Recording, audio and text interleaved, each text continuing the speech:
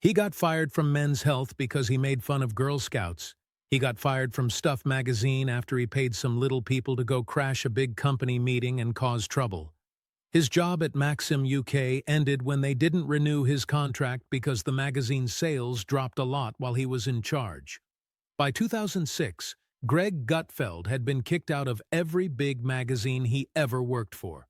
The big media people thought he could never get hired again. Then Fox News called him with a weird offer: host a show at 3 in the morning. That time was so quiet that the bosses joked his only watchers would be drug dealers who stay up late and moms feeding their babies. Nobody thought he would last even 3 months. Now jump to today, and that same guy nobody wanted now gets way more viewers than Colbert, Fallon, and Kimmel, all put together. He became the top king of late-night TV without ever really being on regular late-night TV. But going from failing over and over to ruling TV wasn't just good luck. It happened because he kept getting fired, met a beautiful Russian model in Portugal, built a crazy fan club of people who stay up all night, and changed all the rules of American talk shows. To figure out how a guy who couldn't hold a job longer than 2 years became the most watched person in his time slot, we have to go back to where all the trouble first started. Gregory John Gutfeld was born on September 12, 1964, in San Mateo, California. His mom, Jackie, raised the kids in a Catholic home. Young Greg went to Junipero Serra High School, an all-boys Catholic school that also had famous students like NFL quarterback Tom Brady and baseball star Barry Bonds. He went to the University of California, Berkeley, in the middle of the 1980s. For someone who would later become a big conservative media star, going to Berkeley turned out to be really important in surprising ways. The super-liberal place at Berkeley didn't turn him liberal. It actually pushed him away from it. He later said he became conservative because he was around so many liberals, and then became libertarian because he was around so many conservatives. He saw that the bad parts of both sides had the same problem. They loved telling other people how to live their lives. He didn't want anything to do with either group's strict rules about being pure. After he finished college with an English degree in 1987, Gutfeld got an internship at the American Spectator. He ran errands for the magazine's super tough editor, R. Emmett Tyrrell. That job taught him how conservative magazines really worked from the inside. But magazines didn't pay much money, so Gutfeld moved into men's lifestyle magazines. He started as a writer at Prevention magazine, a health magazine, where he started drinking a ton and doing drugs at a crazy speed, according to people he worked with. That wild party life stuck with him for many years. Later he moved up to Men's Health, the top magazine about getting six-pack abs and fitness that ruled the stores in the 1990s. By 1999, Gutfeld was the editor-in-chief. He was only 35 and in charge of one of America's biggest men's magazines. Then he got fired. The reasons depended on who you asked. Gutfeld had printed stories making fun of Girl Scouts, people who love cats, and even his own boss. The company that owned the magazine decided he caused too much trouble. One news place said his career was both amazing and sad. He kept climbing to the top, then falling all the way down again. But Gutfeld didn't become more careful after getting fired. He went even crazier. His next job was at Stuff magazine, which was all about gadgets, girls, and stuff young guys liked. Gutfeld turned it from an okay magazine into a huge seller, growing readers from 750,000 to 1.2 million. He made it super wild, breaking rules that advertisers usually hated, but they let it go because sales kept going up. Then came the moment that made his magazine career famous. In April 2003, the American Society of Magazine Editors had a meeting called "What Gives a Magazine Buzz?" Gutfeld decided to answer that question in a real way. He paid 3 short actors from a casting company and told them to go into the meeting and make as much trouble as possible. They ate potato chips super loud. They let their phones ring over and over. They talked really loudly while important people tried to speak. Security kicked them out. The story ended up in the New York Times. Gutfeld got fired right away. Most people would have been done after that. His career looked finished. No big American magazine would hire him now. He was famous for all the bad reasons. But getting fired in America wasn't enough for Greg Gutfeld. He decided to leave the whole country. London in 2004 gave Gutfeld a new beginning. The British version of Maxim needed an editor-in-chief, and it seemed like nobody in the UK knew about the Little People story. Or maybe they knew and just didn't mind. Either way, Gutfeld moved across the ocean. His first week included a company meeting in Portugal. Maxim had versions in more than 30 countries, so the bosses brought all the editors together to talk about plans. Gutfeld checked into his hotel and started getting comfortable. Then he saw the woman in the next room. Elena Musa was tall with dark hair, and she worked as a photo editor for Maxim Russia. She used to be a runway model before she started working at magazines. At the Portugal meeting, she grabbed Gutfeld's attention right away. He later said it felt like he just knew. He looked at her and thought, "That's my wife." He felt it instantly. The problem was Elena didn't want anything to do with him. Gutfeld chased her for 3 days with what he called stupid stubbornness. She stayed cold, not interested, and didn't like the short American editor who kept showing up everywhere. Finally, he asked her on a real date. She said yes. Things changed between them. In just weeks, Elena moved from Russia to London to be with him. Their relationship moved super fast, faster than anyone would think was smart. They had only known each other about 5 months when they got married in a small city ceremony in New York. There aren't many wedding pictures. Both of them liked keeping things private. Gutfeld wrote about Elena in his 2008 book. He said she made him really enjoy London instead of just staying inside watching TV. She brought him a steady calm he never found at work or in bars. But being calm didn't fix his job problems. Gutfeld's time at Maxim UK didn't go well. Sales went down while he ran it. When his contract ended in 2006, they didn't give him a new one. He was 41, out of work again, newly married, and with no clear next step. The couple moved to New York City. Elena started her own career as a fashion stylist, later working for magazines like Venice, L'Oisial, and Design Scene. She went to Parsons School of Design and finished in 2017. But in 2006, both Gutfelds were basically starting from zero. Greg took a strange job that looked like it would kill his career. He started writing a blog for the Huffington Post.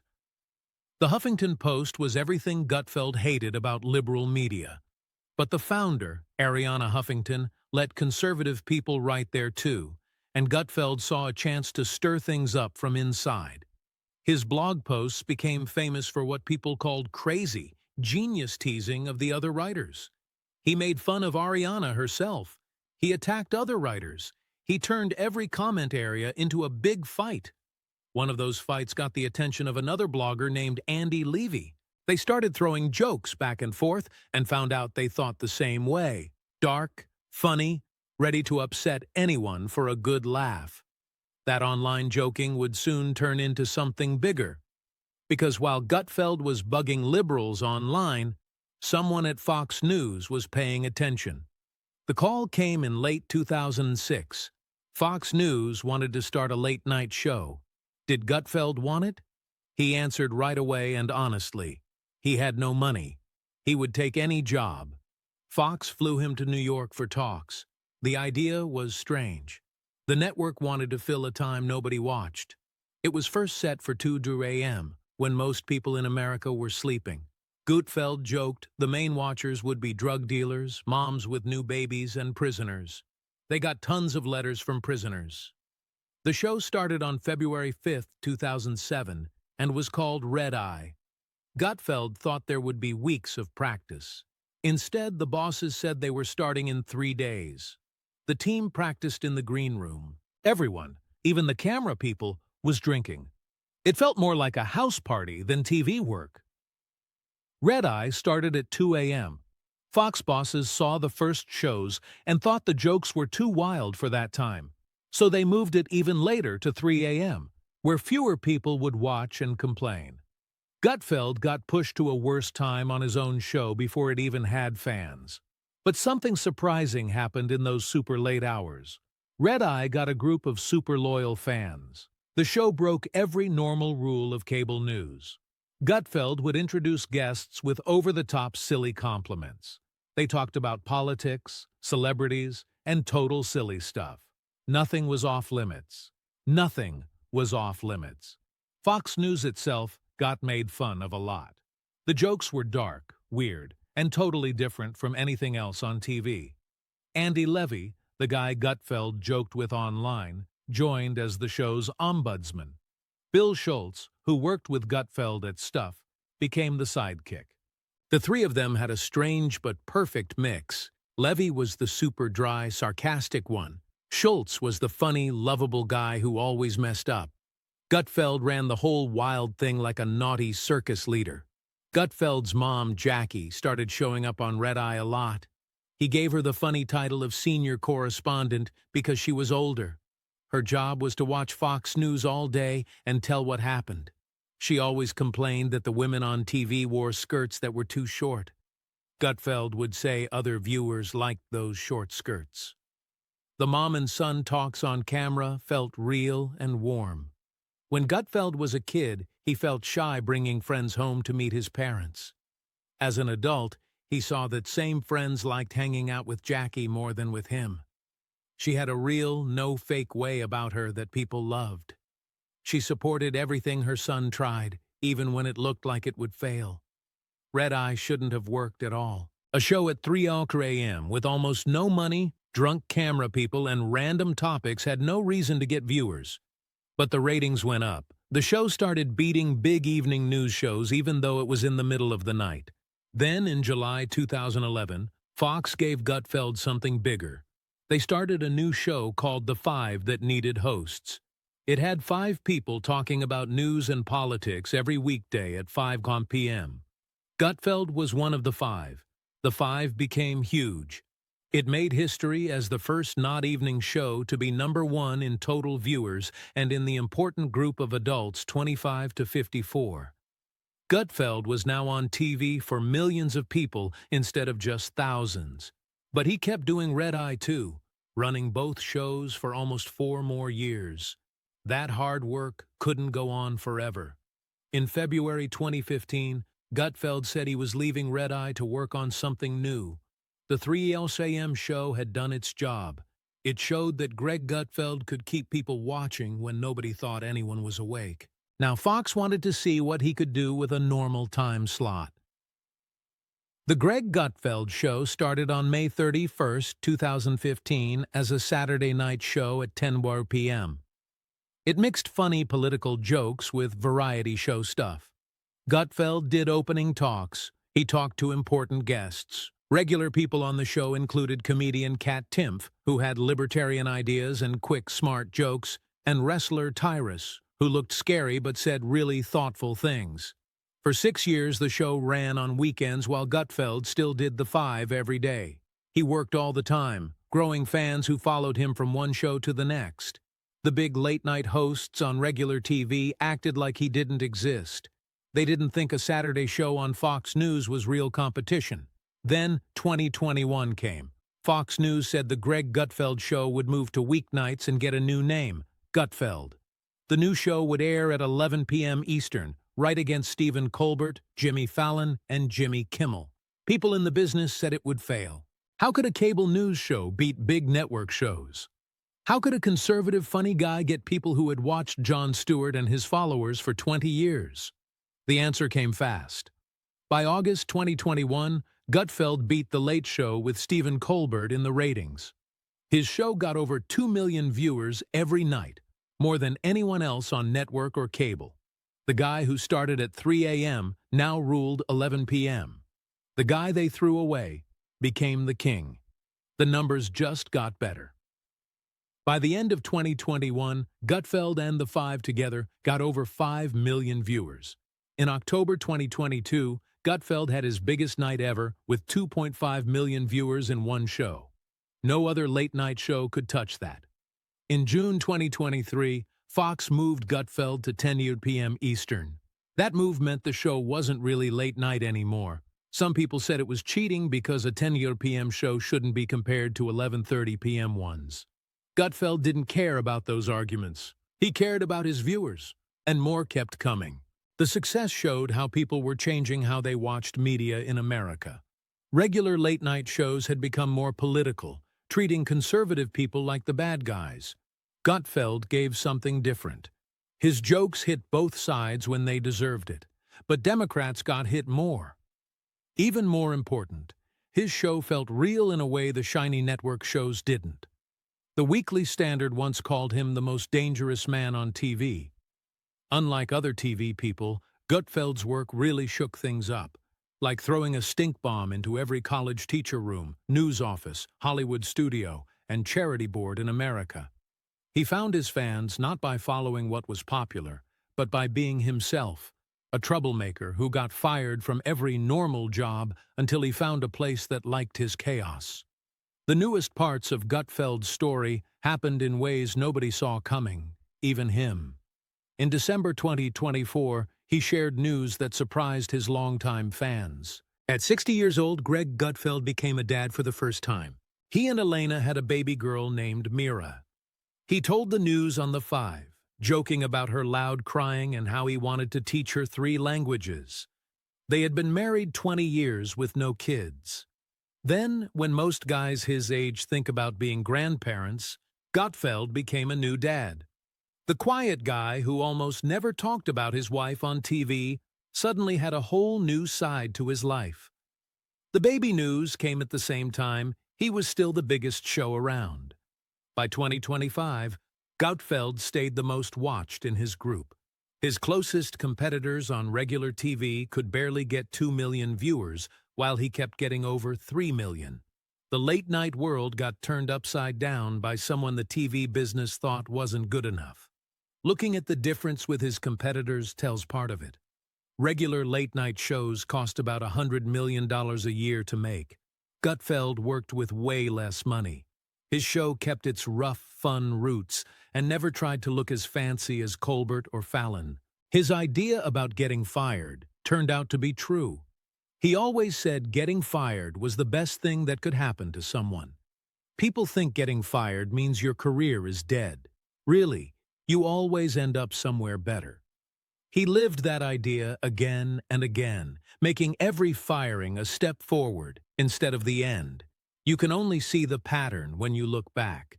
Every time he got fired, it pushed him toward a place where his special style could shine. Men's Health wanted him to follow rules. Stuff wanted him to act normal. Maxim UK just wanted more sales. None of them wanted a guy who would hire little people to mess up a big meeting. Fox News, especially that 3 a.m. time nobody cared about, finally let Gutfeld be himself. Elena stayed mostly out of sight during his rise. She kept doing her fashion jobs, showing up sometimes on his Instagram, but never on his TV shows. Their marriage lasted because she stayed away from the cameras. When Russia attacked Ukraine in 2022, Gutfeld used his Fox contacts to help get Elena's mom out of Lviv to Poland. He showed the happy reunion video on air, one of the few times his private life and work mixed in public. At the top of his career, Gutfeld now sits in a spot nobody could have guessed back when he was broke in a Chelsea bar in 2006. The guy who joked his first audience was criminals and tired parents built something strong from that start. His viewers now include not just Fox fans, but more and more people who don't pick sides, and even some Democrats who think the regular shows feel old and boring. The numbers tell one part. Over 3 million viewers every night, more than 5 million together, across both shows.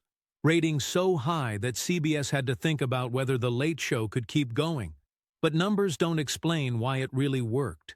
The real reason is in that story of failing and starting over. Gutfeld never tried to be what the TV world wanted. He got fired for being hard to handle, for going too far, for not holding back his wild ideas. In the end, he found a place where those same things became good instead of bad. From drug dealers and tired moms to the biggest late-night audience on TV, Greg Gutfeld showed that sometimes the guy everyone throws away at 3 a.m. becomes the real king. Not by changing himself, but by finding people who wanted exactly the real him he had always been.